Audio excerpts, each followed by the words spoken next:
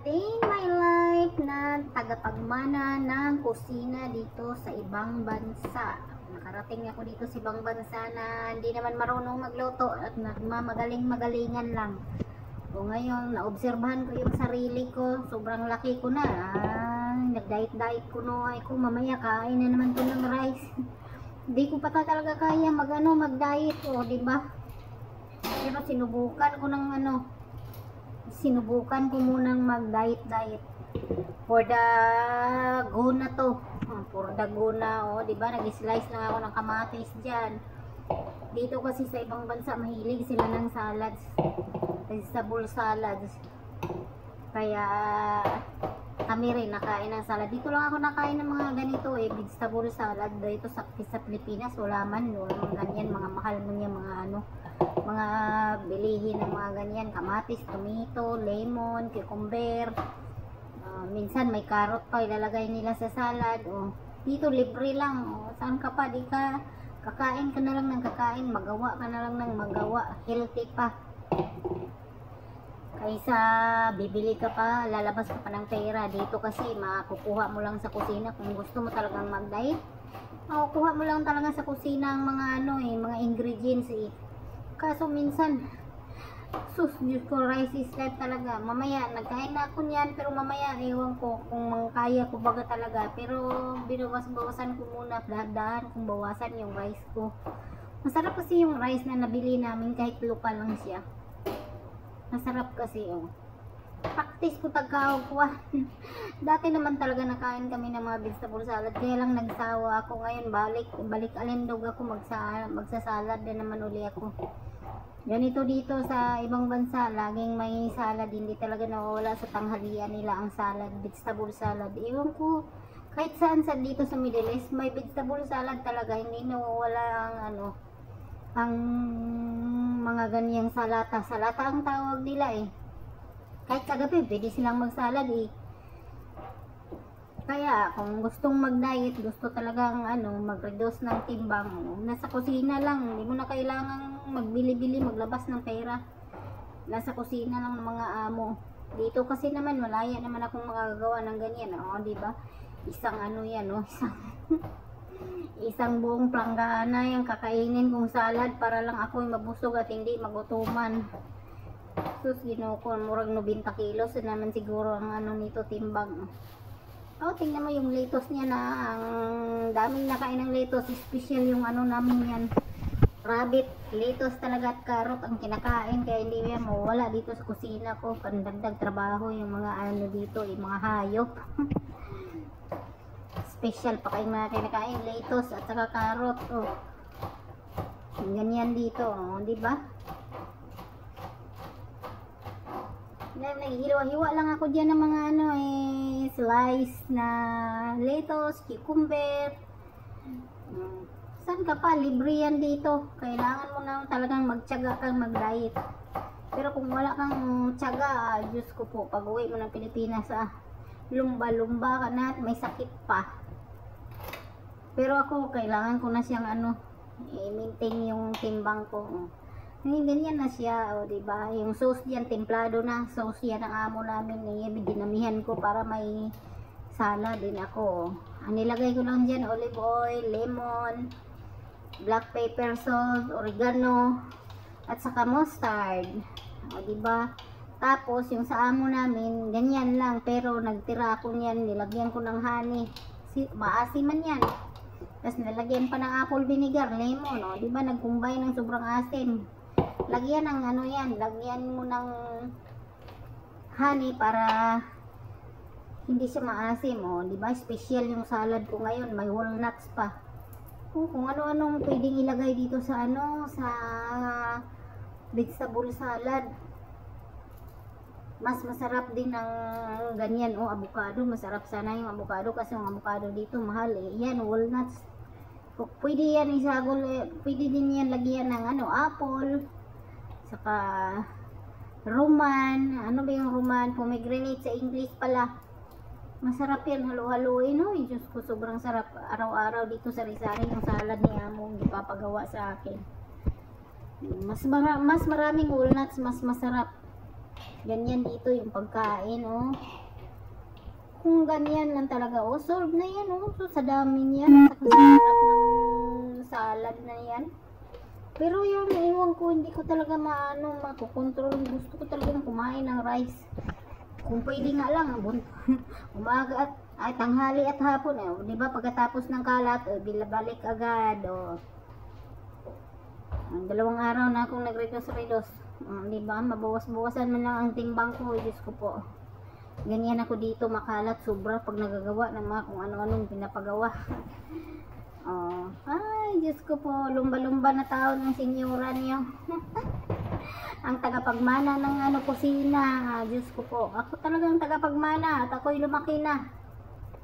Di ba, pagkatapos niyan, kahit hindi man ako magluluto ngayon, oh, day off ko ngayon, ibabalik ko yung mga manok na nilalabas ko.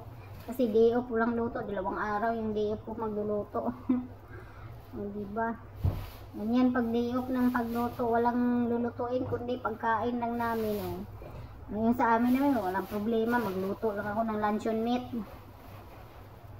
Chicken luncheon meat, akala nyo ha, walang luncheon meat dito, di ba? Ito na yung salad ko, day, oh. Lunch, wala muna rice. Pero mamaya kakain ko ng rice, oh, di ba?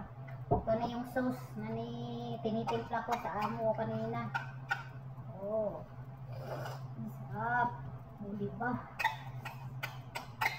Busin na natin. Ayan ang lunch namin. May toyo. At saka chicken luncheon meat. Wala nang baboy dito. Chicken luncheon meat from Jordan yan. Saka talong na fried. Sarap ng kain yan, no? Lunch yan. Breakfast lang yan sa pita. Pero dito lunch. Isang plangganang. Nakakatuwa. O, diba? Dati ang hilig-hilig kong kumain nito. Kaso lang, habang tumatagal, ay nagsawa ako. Nalaya pa nga kain ng vegetable. Pero dito talaga sa Middle East, hindi mawawala yung salad. O, diba? Sarap yung sabaw. Yung tinimpla ko sauce. Hindi na ako makakain kasi may dito. Yung ngipin ko. Nauga na. Kung dito naman, 2 na yung napudpud. Nawala na.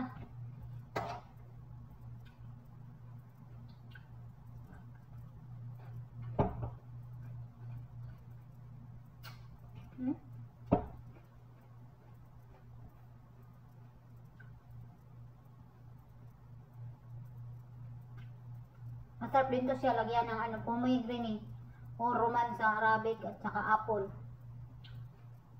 O di kaya corn. Dito hindi mo na kailangan bumili talaga ng mga kung talagang seryoso sa pagdadiet. Hindi na talaga kailangan bumili ng mga kung ano-ano pa pampa-diet, mga healthy. Kasi nandiyan lang sa kusina ni amo. Libre. Like cucumber, litos, kagaya nito, kamatis, yung nuts, tapos yung lemon, nandyan lang sa kusina, hindi mo kaso lang, nakakatamad minsan mag-diet. Kahit dito isang beses lang kumain ng rice, lunch lang. Lunch lang kami nakain, tapos paggabi, nasa sa amin na kung kakain kami or hindi. Matakaw kasi ako sa rice, kaya lalo akong tumaba ng tumaba. Kahit hindi ako nakain sa umaga, bread lang, tapos sa gabi. Pero sa lunch, busog. Masarap yung sauce na tinimpla ko, nilagyan ko ng honey. Kaya amo, walang honey.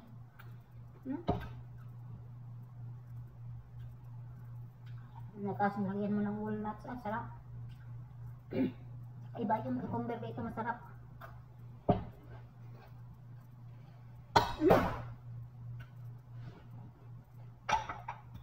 Tapos sawa natin ng talong.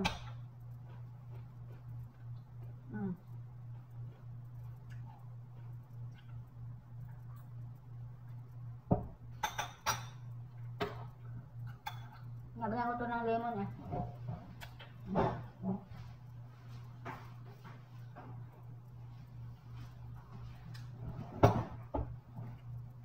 Alam mo, nakakabusog na to. Kung tutusin, nakakabusog na to. Kaso lang, ewan ko ba yung ano ko. Bituka. Gusto talaga rice.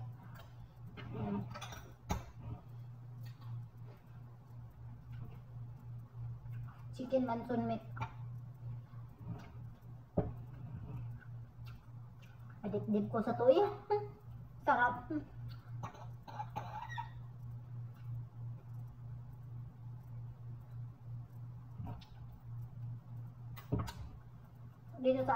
Dito sa amin yan, walang problema sa pagkain. Pauna pa ang katulong kumain. Sa ibang amo hindi.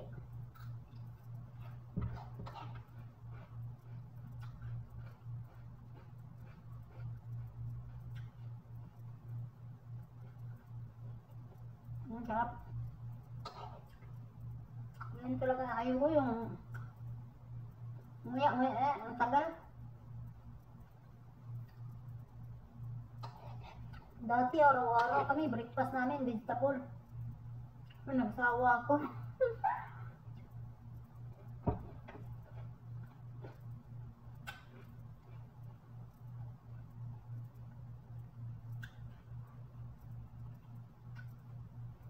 Mas kahit ngipin ko.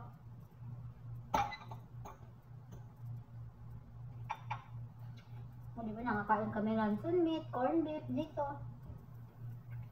Hindi lang ang kain dito mamo eh. Isda, baka, kung ano-ano makakain namin. Masarap to. Pritong talong. Tapos may kalamansi, toyo. Diba? Yummy. Nandito na lang. Thank you for watching.